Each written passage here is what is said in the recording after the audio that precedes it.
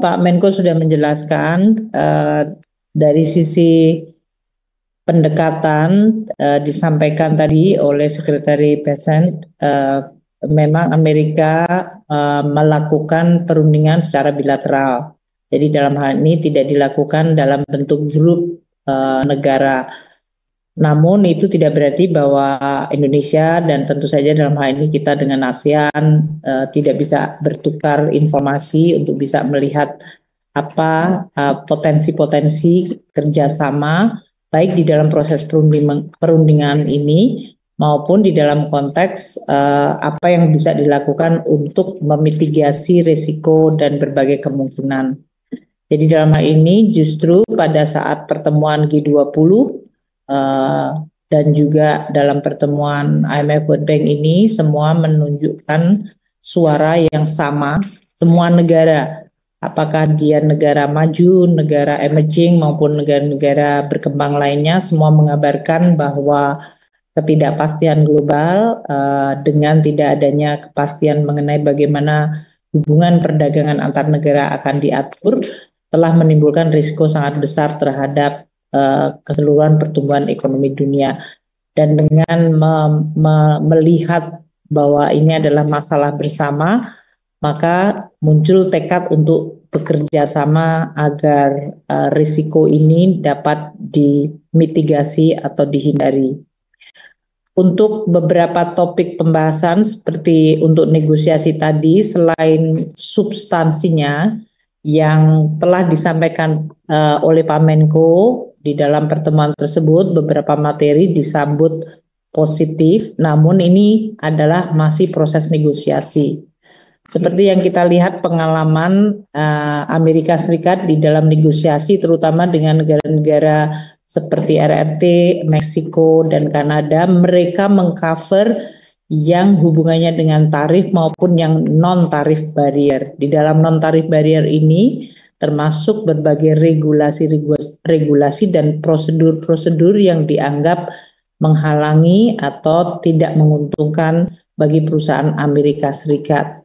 Nah, di dalam konteks ini tentu kita nanti akan melihat apakah regulasi ini apabila akan di-remove atau dimodifikasi baik untuk bisnis di Indonesia sendiri. Karena seperti Presiden Prabowo menyampaikan, deregulasi ini adalah untuk mengurangi beban dan halangan-halangan bagi private sector untuk bisa berbisnis. Jadi tidak ditujukan untuk satu negara seperti Amerika Serikat. Dan oleh karena itu nanti tim deregulasi dan substansi akan terus dibahas bersama Pak Menko Perekonomian. Sebagian ada di dalam kewenangan Kementerian Keuangan, sehingga nanti kita akan terus bersama-sama dengan kementerian lain dan lembaga terkait untuk terus memperbaiki dan membenahi berbagai regulasi-regulasi tersebut. Ini sesuai dengan pertanyaan mengenai kemandirian industri nasional. Jadi industri nasional akan menjadi kuat apabila lingkungan peraturan atau environment dari regulation-nya memenuhi dan menciptakan competitiveness. Dalam hal ini tentu peraturan yang makin sederhana, kepastian hukum, dan berbagai hal yang bisa menimbulkan kepastian dan dampak positif bagi competitiveness industri akan menjadi fokus dari reform kita. Nah, apa yang akan kita lakukan ini akan sekaligus juga menjadi salah satu bargaining untuk bernegosiasi dengan Amerika Serikat. Saya rasa untuk peluang ekspor baru, kita terus melakukan analisa bersama dengan tim Pak Menko dan yang lain. Secara analitik kita bisa mengidentifikasi beberapa dari komoditas Indonesia yang memiliki real comparative advantage. Itu biasanya secara teoritis dari perdagangan internasional menggambarkan bahwa komoditi yang memiliki RCA atau real comparative advantage di atas 1 itu berarti Indonesia relatif memiliki kemampuan kompetitif. Nah, ini oleh teman-teman di Kementerian Keuangan, baik itu di BKF, Bea Cukai, dan Pajak telah melakukan analisa dan nanti akan kami sampaikan kepada Pak Menko untuk bisa kita bahas bersama apa yang bisa kita lakukan untuk mendorong berbagai industri-industri nasional yang memang memiliki comparative advantage yang sangat kuat sehingga dia mampu untuk menembus tidak hanya pasar di Amerika tapi juga pasar-pasar yang lain. Untuk tadi yang disampaikan mengenai ASEAN secara grup, karena sekarang baru saja 2 minggu yang lalu kita juga bertemu di Kuala Lumpur untuk menteri-menteri keuangan. Tadi juga Amerika Serikat menyampaikan bahwa mereka hadir pada saat seperti pertemuan menteri-menteri keuangan dan gubernur bank sentral, dan mereka juga menanyakan bagaimana respons ASEAN secara grup, sehingga ini juga bisa menjadi salah satu referensi bagi Amerika Serikat untuk melihat ASEAN sebagai satu grup. Saya rasa itu yang bisa saya sampaikan, Bapak. Terima kasih, Bu Menteri Keuangan. Silakan Pak Aryo. Baik, Pak. Ada beberapa hal. Termin aja Pak Aryo ya.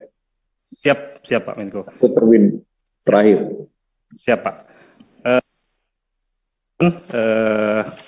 Termin kedua. Ini terkait dengan QRIS itu atau Gateway Nasional. Indonesia sebetulnya terbuka untuk para operator luar negeri termasuk master ataupun visa. Untuk di sektor kredit card itu tidak ada perubahan. Kemudian yang untuk sektor gateway ini mereka terbuka untuk masuk di dalam front end maupun berpartisipasi. Dan itu level playing field dengan yang lain. Jadi ini sebetulnya masalahnya hanya penjelasan. Kedua, tidak ada pembahasan mengenai Mangga 2, ini tidak ada. Jadi bahkan kita belum bicara detail inti. Jadi ini pertanyaan yang diramaikan ini variasinya banyak. Ini seperti bahan untuk bimbingan belajar. Kemudian yang kedua terkait dengan hal fundamental yang harus dibenahi oleh sektor pengembangan industri, tentunya terkait dengan akses terhadap pasar-pasar produk industri nasional.